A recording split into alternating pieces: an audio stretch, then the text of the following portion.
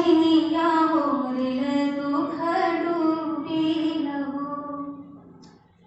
लवट जाहुए धनिया लवट जाहु घर के, लवट जाहु धनिया जुके नवे महीन बलन तोहे हुई हो। नवे महीनवा के बितते होरिलवा जनम ले होरिलवा जनम ले लहो। रामा बाजला लागे बधैया आनंद उठे सोहर हो। रामा बाजे लागे आनंद बधैया आंगन उठे सोहर हो।